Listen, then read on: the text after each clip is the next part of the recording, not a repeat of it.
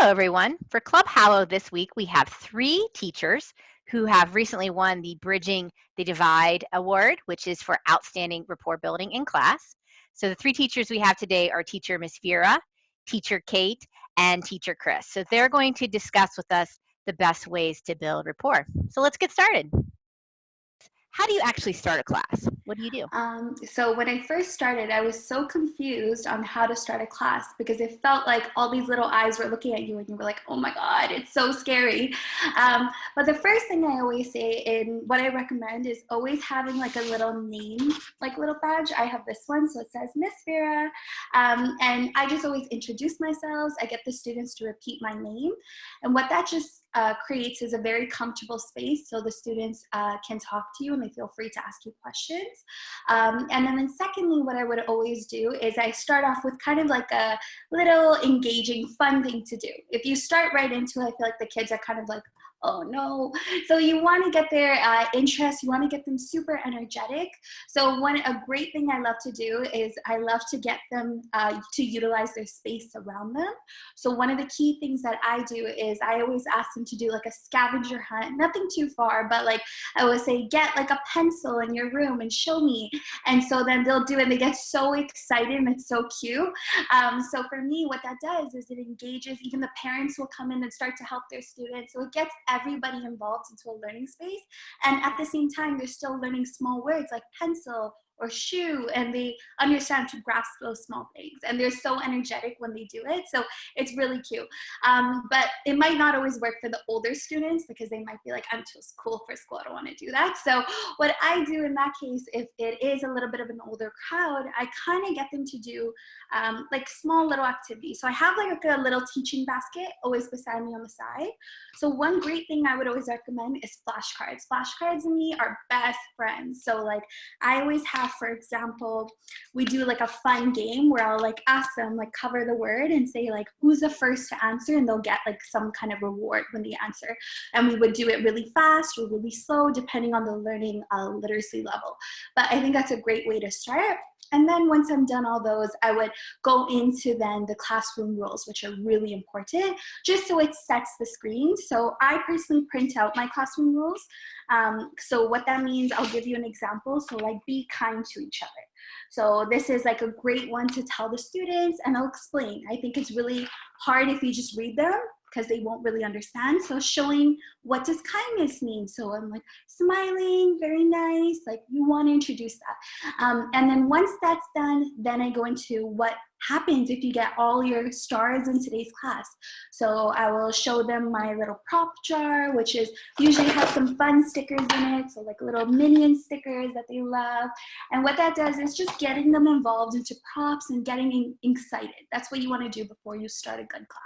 Because if you start off kind of weak, it's just going to go downhill. So you want to start off with great energy and great enthusiasm, and then they'll have your full attention.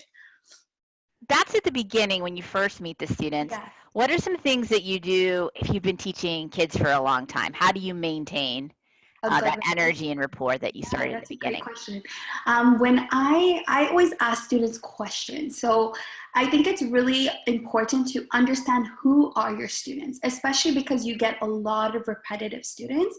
So it's great to ask them, what's your favorite animal? What did you do today? Yesterday was Mother's Day. So I always ask them, what did you do for Mother's Day? Show me the card you made. And that way what you're doing is you're really engaging with them, but you're also gaining information about them. So the next time you see them, you can ask, like, did your mom love the card you made? Like, and it's great to engage with them and ask them questions that they remember. Oh, this is the teacher from that time. She asked me this question. So it's always great to keep those little features. In my classes, we always have like little jokes. So then I always start with a joke that we had maybe from last class so that they remember who I am and it's familiar with them. So I think that's a great one as well. Do you have any advice for teachers brand new to the platform to help build rapport? Like what could they do starting out of the gate? Teacher Kate. Have fun. Have fun. You know, don't be intimidated by other teachers. That was one of the big things for me. I went to my orientation and there were other teachers that were so much more experienced than that I was. I have some experience, but I was not the retired teacher of the classroom. You know, just, you have to avoid that. You know, the student in that room chose you out of so many teachers. Be grateful for that student and do your best. Okay. Excellent. Teacher Chris, any advice for newer teachers?